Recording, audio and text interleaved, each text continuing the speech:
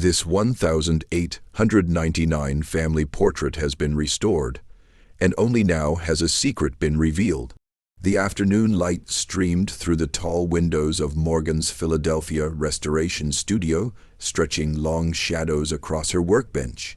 She adjusted her magnifying lamp and examined the photograph that had come that morning, a family portrait from 1899, set in a cracked leather frame.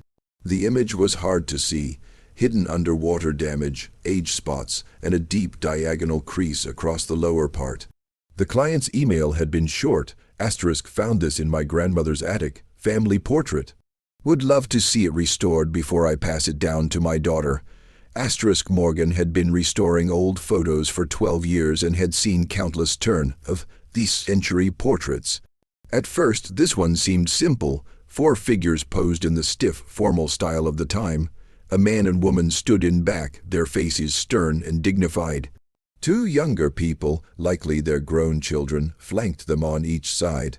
She carefully took the photo from its frame, noticing the brittle edges and the foxing that had eaten into parts of the emulsion.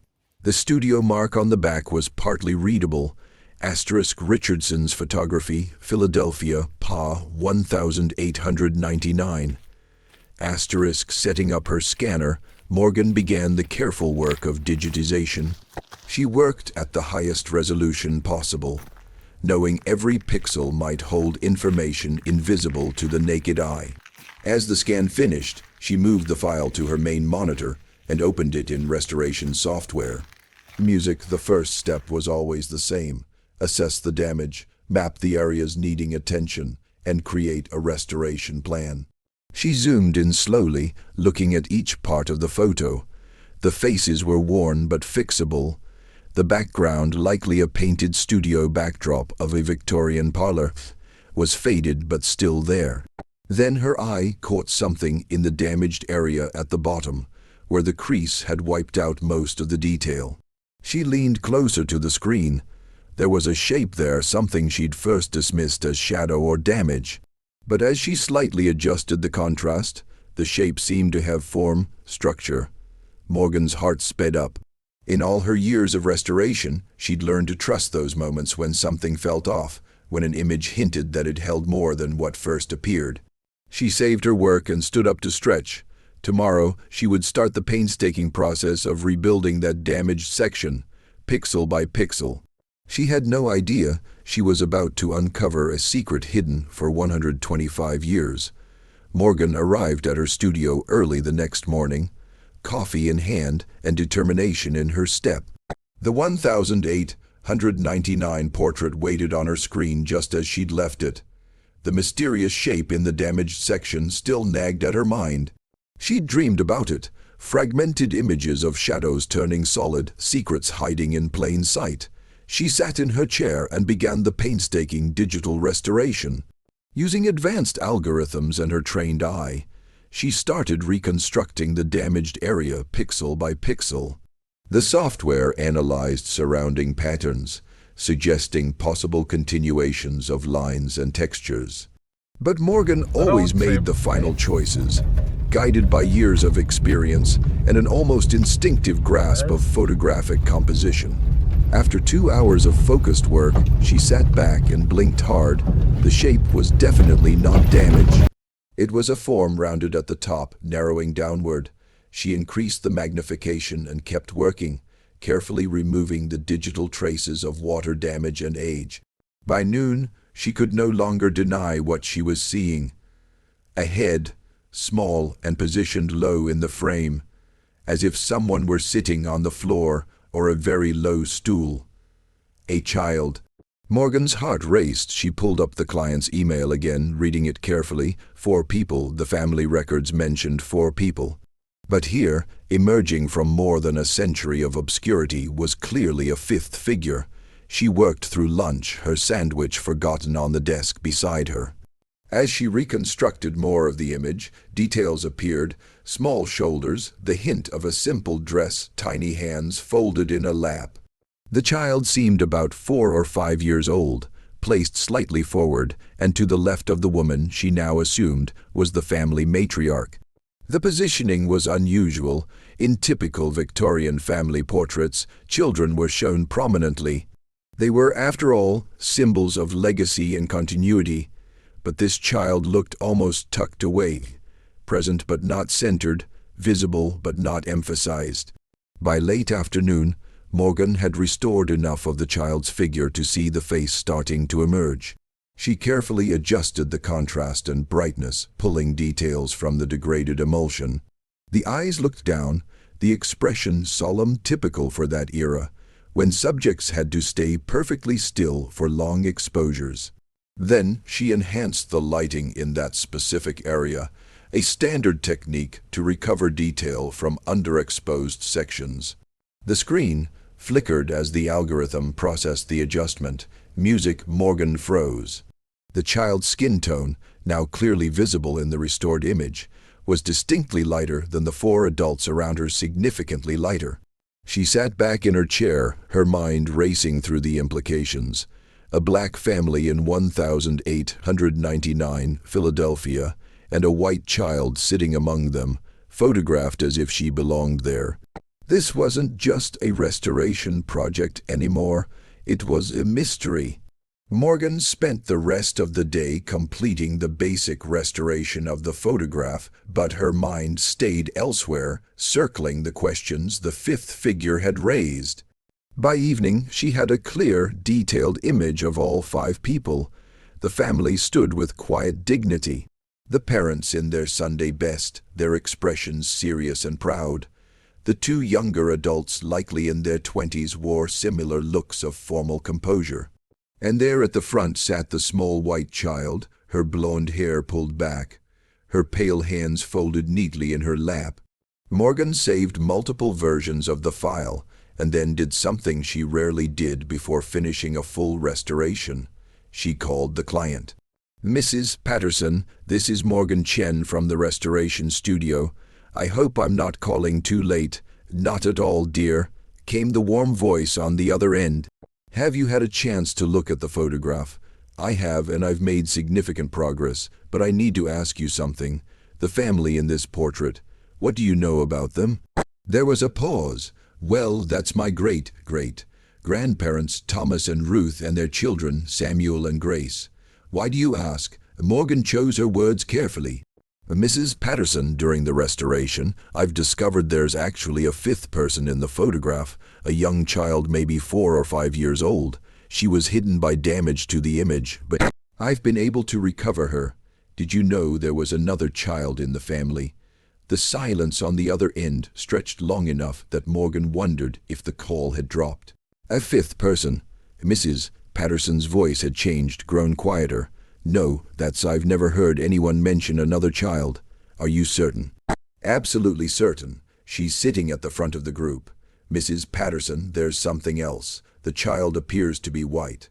Another long pause. "White, but that doesn't make any sense. Thomas and Ruth were black. Their whole family was black. We have records, family, Bible entries, everything. There's never been any mention of—" She trailed off. "I understand this is unexpected," Morgan said gently. "But the image is clear. I'm going to send you what I've restored so far. Maybe you could look through your family documents and see if there's anything that might explain this." "Yes, Mrs. Patterson said, her voice now distant, thoughtful. "Yes, I'll look. My grandmother left boxes of letters and papers. I never went through most of them. Morgan, this is, if what you're saying is true, this could be important. This could change what we know about our family." After they hung up, Morgan sat in the fading light of her studio, staring at the photo on her screen. 5 faces looked back at her across more than a century. 4 had been remembered, documented, passed down through family stories. But 1 had been erased, hidden not just by photographic damage, but by something deeper. Silence, time, deliberate forgetting. She zoomed in on the child's face. Who were you? She thought. And why did they hide you? 3 days later, Morgan's phone rang at 9:00 a.m. It was Mrs. Patterson, and her voice carried an edge of excitement mixed with confusion. "I found something," she said without preamble. "In my grandmother's papers. Letters, Morgan, letters from Ruth to her sister in New York. dated from 1897 to 1902. Morgan grabbed her notebook. What do they say? Most are ordinary family news church events, recipes, but there's one from September 1899, just a few months after that photograph was taken. Ruth writes, "The child is well and growing. We have made our peace with the looks we receive at market. Thomas says we do what is right before God, and that is enough. Sarah has learned to say our names now, and her laughter fills the house." Morgan, she's talking about a child named Sarah, but there's no Sarah in our family tree. Morgan felt the familiar thrill of discovery, the sense of a story beginning to reveal itself. Is there anything else, any other mention of her? Yes, scattered through several letters over the next 2 years, always brief, always careful. In one from 1900, Ruth writes, "We have had visits from the church ladies asking questions we do not answer. They do not understand, and we have decided it is not their place to understand." And then in early 1901, Sarah grows tall and asks questions about her mother. We tell her what we know, which is little enough. She is ours now in all the ways that matter. Morgan scribbled notes quickly. Does she ever explain how Sarah came to be with them? Not directly, but there's a letter from December 1896, 3 years before the photograph. Ruth writes, "A terrible thing happened at the docks today. A woman fell, and by the time Thomas reached her, she was gone. She had a child with her, barely 2 years old, crying in the cold. No one came forward to claim her. Thomas brought them both to the church. The woman had no papers, no name we could find. The child had nothing but the clothes on her back." Morgan, I think that's how it started. Music. Morgan set down her pen, imagining the scene. A busy Philadelphia dock in 1896. A woman falling. A child left alone in a crowd where no one wanted the responsibility of a white orphan. And Thomas, Mrs. Patterson's great-grandfather, stepping forward when others stepped back.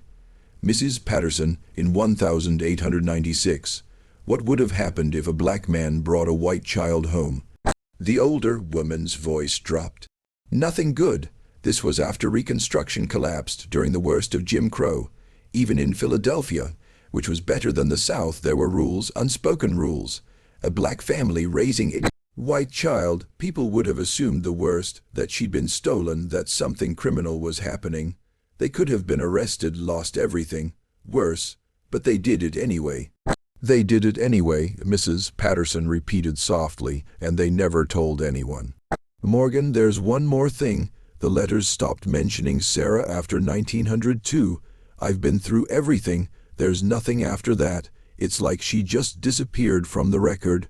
Morgan looked at the photograph on her screen, at the small figure sitting with the family, her presence captured but her story erased. We need to find out what happened to her. If she's in this photograph sitting with them like family, then she mattered to them. We owe it to Thomas and Ruth to finish their story. How do we do that? Morgan smiled, though Mrs. Patterson couldn't see it. We start digging. Church records, census data, newspaper archives. She left traces. Everyone does. We just have to find them. Morgan spent the next week immersed in the past. She started with the 1900 census, searching for Thomas and Ruth's household in Philadelphia's 7th Ward. When she found the entry, her breath caught. Asterisk Thomas Parker, age 42, laborer. Ruth Parker, age 38, laundress. Samuel Parker, age 21, porter. Grace Parker, age 19, domestic worker. Asterisk, and then, written in a different hand, squeezed into the margin as if added later, asterisk Sarah, age 5, white.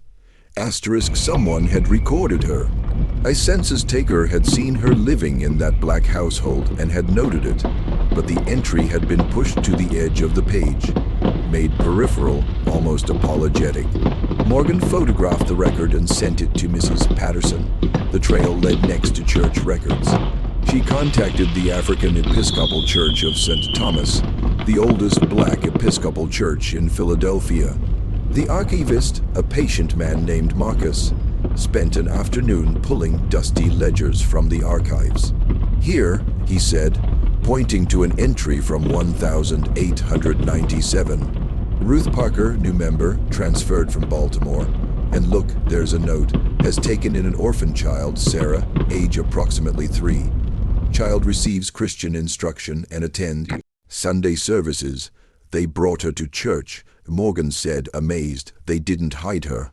Marcus nodded slowly. The black church was different then. It was refuge community. If the Parkers said this child needed a home, the congregation would have supported them, even knowing the risks. But look at this. He turned the page to 1899. Sarah Parker, baptized, age 5. Parents listed as Thomas and Ruth Parker. Morgan stared at the entry. They claimed her, officially made her theirs in the eyes of the church. It wouldn't have meant anything in civil law, Marcus cautioned. Adoption laws in 1899, Pennsylvania wouldn't have allowed a black couple to adopt a white child. But in the church here, they were her parents. That night, Morgan met Mrs. Patterson at a small cafe near the studio. The older woman had brought a cardboard box filled with more family documents, photographs, newspaper clippings, a family Bible. I found something else, Mrs. Patterson said, opening the Bible to the family records page. Look at the births. Morgan scanned the handwritten entries. Samuel, born 1879, Grace, born 1881, and then in different ink added later, * Sarah, born approximately 1894. Came to us 1896. Blessed be God who gives us this precious gift. * Ruth wrote that, Mrs. Patterson said quietly. My grandmother told me Ruth kept the family Bible meticulously. Every birth, every death, every marriage. Sarah is written there, Morgan. She's written there as family. Morgan turned the pages carefully. Marriages, deaths, births of grandchildren, all recorded in Ruth's careful hand. The last entry in Ruth's handwriting was dated 1903. * Thomas gone to his rest, age 45, beloved husband and father. * Thomas died young, Morgan observed. According to family stories, it was an accident at the docks. He was helping unload cargo when something fell, killed instantly. Mrs. Patterson's eyes were distant. Ruth lived another 30 years after that, raised her children and grandchildren, but she never remarried. Morgan turned back to Sarah's entry. Mrs. Patterson, what happened to Sarah? The letters stop in 1902, and there's no death recorded here in the Bible. I don't know, and that's what frightens me. The older woman's hands trembled slightly as she closed the Bible. In all the family stories my grandmother told me and all the documents and photographs, there's no mention of Sarah after that photograph. It's as if she simply vanished. Morgan's next stop was the Historical Society of Pennsylvania, where she requested access to the Philadelphia newspaper archives from 1900 to 1905. If something had happened to Sarah, something significant enough to erase her from family memory, there might be a record. She started with the * Philadelphia Inquirer *, scanning page after page of brittle microfilm, social announcements, crime reports, ads for miracle tonics and ladies' corsets, the world of 1899. Philadelphia emerging in fragments, a city of stark contrasts where wealthy industrialists built mansions while immigrants and black families crowded into tenements, where progress and prejudice walked hand in hand down cobblestone streets. On her third day in the archives, she found it. The article was small, buried on page 7 of the January 14, 1902 edition, under the headline, Authorities Investigate Household Irregularity. Morgan's hands shook as she read. * Police were summoned to a residence on Lombard Street yesterday, following complaints from neighbors regarding a white child living in the home of Thomas and Ruth Parker, both colored. The child, identified as Sarah, approximately age 7, has reportedly resided with the family for several years. Mrs. Henrietta Worthington, a resident of the neighboring property, expressed concern for the child's welfare and moral education. It is simply not proper, Mrs. Worthington stated. The child should be with her own kind, in a Christian home where she can be properly raised. The Parkers refused to comment when questioned by this reporter. The matter has been referred to the Philadelphia Society for Organizing Charity, which oversees the placement of dependent children. Morgan's stomach turned. She photographed the article and kept searching. 2 weeks later, another brief mention. The Society for Organizing Charity has determined that the child Sarah, formerly residing with a colored family on Lombard Street, is to be removed to a suitable home. Mrs. Adelaide Crane, superintendent of the society, stated that while the colored family appears to have treated the child adequately, it is in the child's best interest to be raised in a home with people of her own race and social station. Morgan found Mrs. Patterson's number with trembling fingers. They took her, Morgan said when the older woman answered. In 1902, the authorities took Sarah away from Thomas and Ruth. The silence on the other end was heavy with grief. Because of their skin color, Mrs. Patterson said finally, it wasn't a question.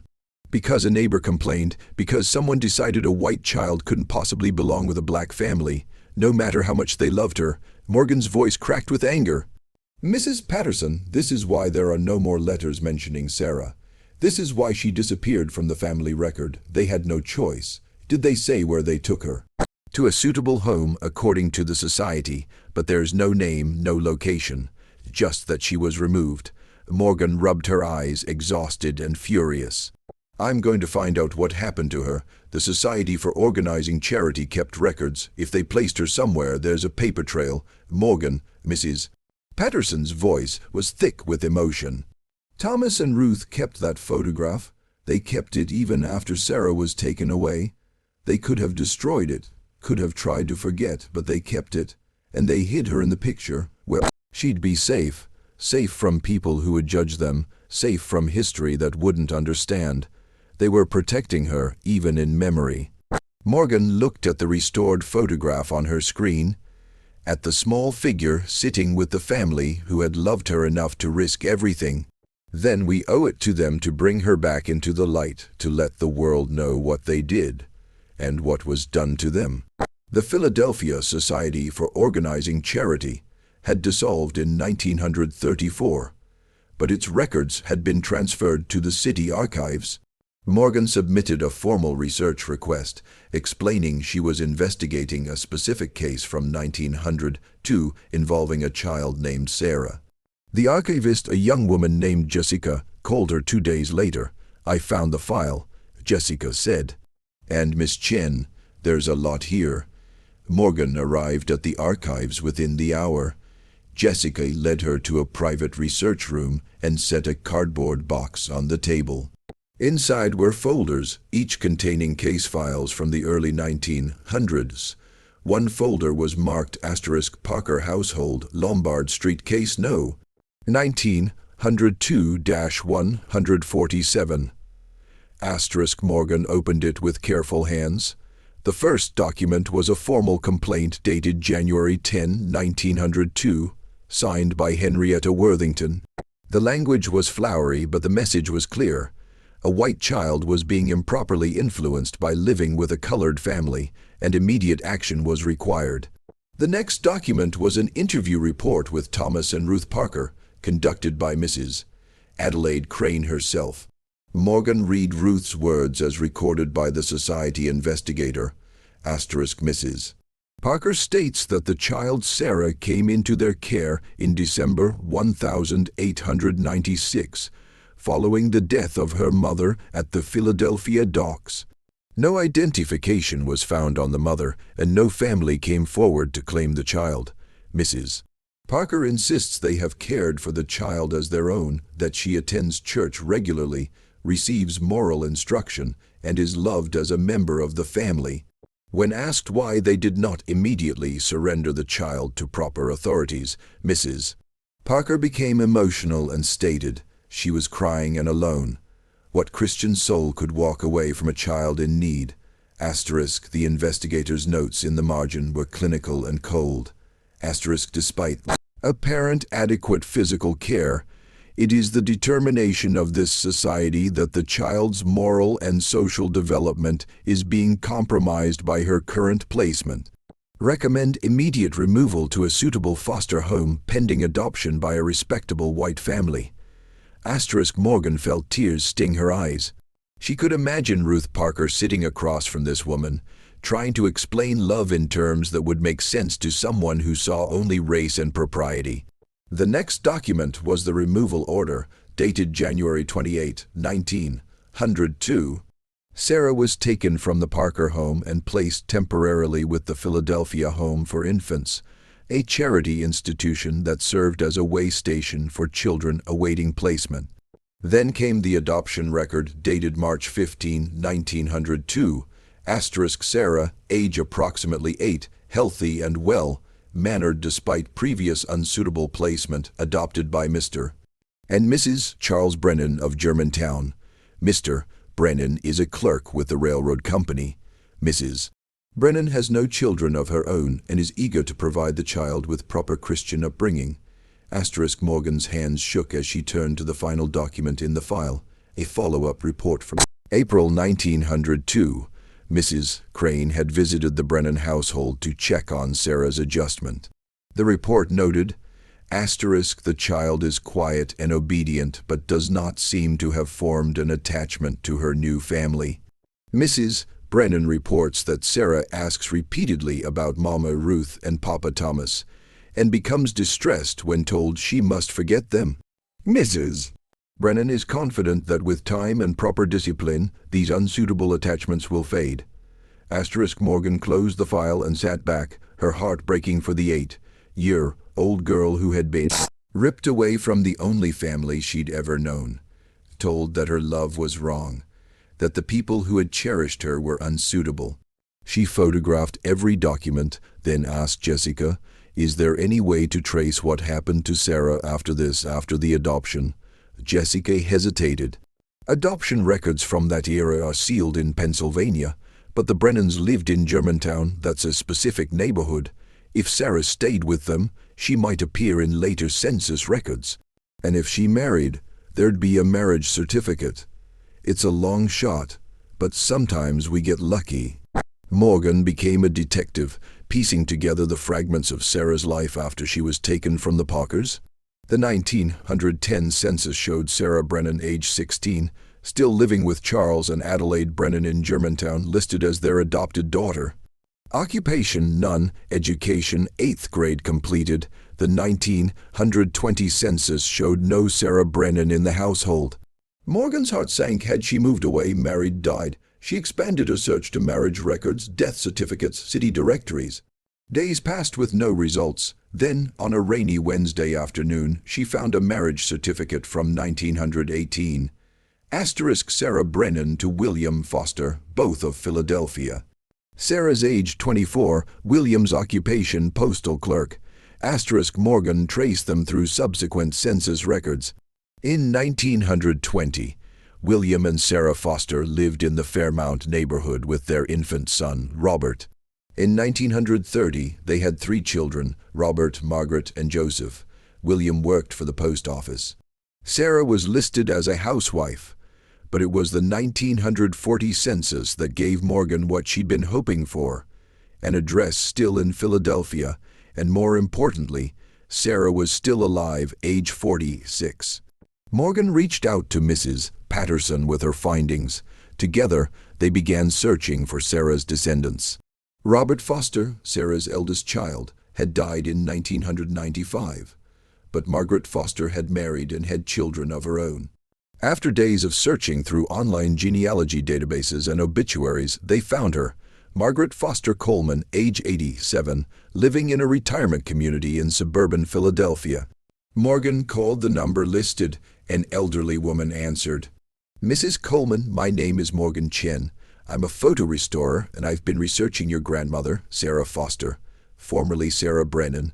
I believe I've discovered something important about her early life, and I'd like to speak with you about it if you're willing." There was a long pause. "My grandmother died in 1967, Mrs. Coleman said slowly. "I was only 14, but I remember her. What is this about? Mrs. Coleman, I believe your grandmother was raised by a black family in Philadelphia before she was adopted by the Brennans. I have a photograph from 1899 that shows her with them. I think she may have been taken from them against their will. Another pause, longer this time. Then, can you come see me? I think we need to talk in person. Morgan and Mrs. Patterson sat in Margaret Coleman's small apartment. The restored photograph was spread on the coffee table between them. Margaret stared at it for a long time, her weathered hands trembling slightly. I knew there was something, she said finally. My grandmother never spoke much about her childhood, but when she did, there was always this sadness in her voice.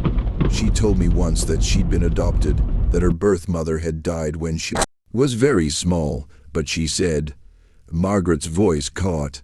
She said she'd had another mother too, a mother who sang to her and braided her hair and taught her to pray. She said she'd been happy once before she had to leave. Mrs. Patterson reached across and took Margaret's hand. We found letters, Morgan said gently, from Ruth Parker to her sister. She wrote about Sarah constantly, how she was growing, learning, laughing, how much they loved her. Ruth, Margaret repeated softly. Grandmother used to say that name sometimes, especially near the end when her mind was starting to go. I want to see Ruth, she'd say. I want to go home to Ruth. We thought she was confused, mixing up memories, but she wasn't, was she? She was remembering. The Parkers kept this photograph, Mrs. Patterson said, touching the image. My family kept it for over a century. They never forgot her. Margaret wiped her eyes. Tell me about them. Tell me about the people who loved my grandmother. Morgan and Mrs. Patterson spent the next 2 hours sharing everything they discovered. Thomas, who worked at the docks and brought home a crying orphan because he couldn't bear to leave her alone. Ruth, who added Sarah's name to the family Bible and fought to keep her when the authorities came. Samuel and Grace, who had a little sister for a few precious years. My grandmother married my grandfather in 1918. Margaret said. She was 24. He was the kindest man. Patient, gentle. My mother told me once that Grandma Sarah chose him because he reminded her of someone from her childhood. A man who was gentle and strong. She touched Thomas's face in the photograph. Maybe this was who she remembered. What happened after she was taken from them? Mrs. Patterson asked, did she ever try to find them? Margaret shook her head slowly. I don't think she could.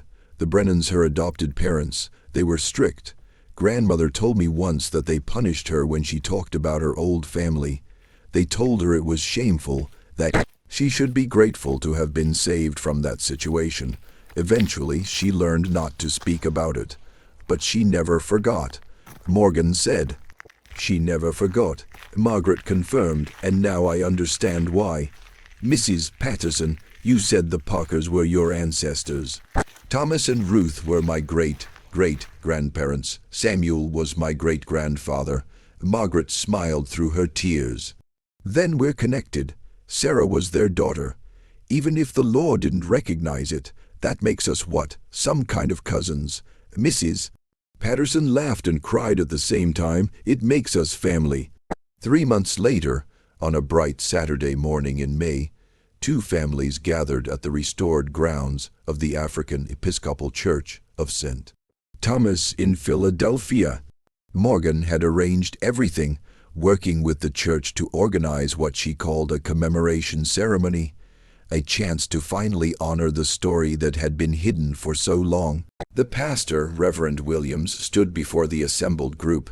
Mrs.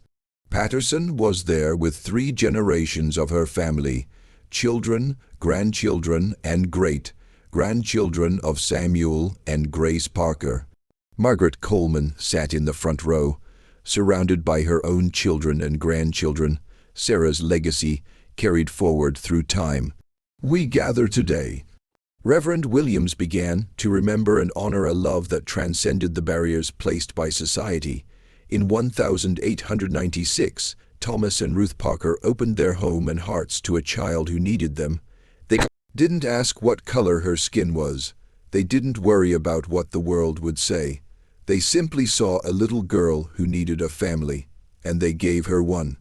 Morgan displayed the restored photograph on a large screen. All 5 figures were clear and visible now. Sarah sat at the front, her small face solemn but present, forever captured in the moment when she belonged. For 6 years, Sarah was a Parker. The Reverend continued.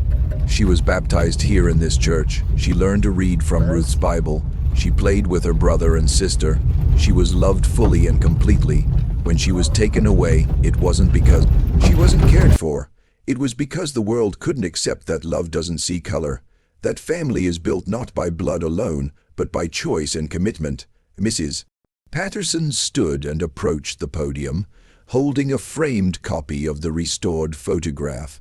My great-grandparents, Thomas and Ruth, kept this picture for the rest of their lives. They never spoke about Sarah to anyone outside the family. It was too painful, too dangerous in those times, but they kept her image, kept her in their hearts. Today we're bringing her story back into the light. We're saying her name. She paused, her voice ringing clear. Sarah Parker, Sarah Parker. Margaret Coleman echoed from her seat, her voice strong despite her tears. The congregation repeated it, Sarah Parker. Morgan felt her own tears falling freely as she watched the 2 families embrace, descendants of the Parkers and descendants of Sarah, brought together across 125 years by a photograph and the love it represented. After the ceremony, Margaret approached the photograph display and stood before it for a long time.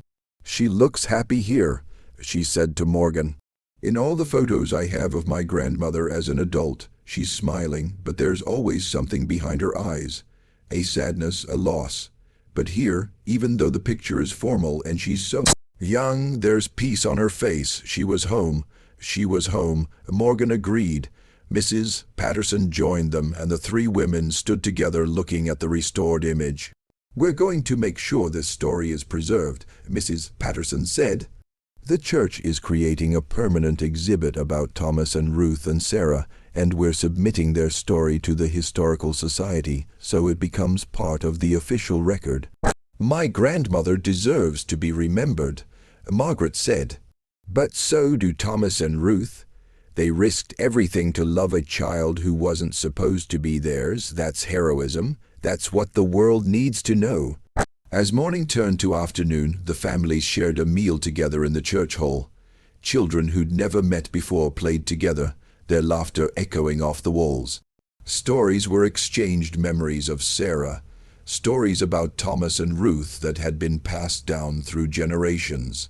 Morgan watched it all, her heart full. She'd started this project thinking she was simply restoring an old photograph. But she'd done something far more important. She'd restored a family, brought a hidden story into the light, and proven that love, real, sacrificial, courageous love, can survive even when the world tries to erase it. The restored photograph now hung in 2 homes, in Mrs. Patterson's living room and in Margaret Coleman's apartment. And in the church archive it was displayed with a caption that read, Thomas and Ruth Parker with their children, Samuel, Grace, and Sarah, 1899. A family united by love, separated by injustice, reunited by memory. May their story never be forgotten. Sarah had finally come home.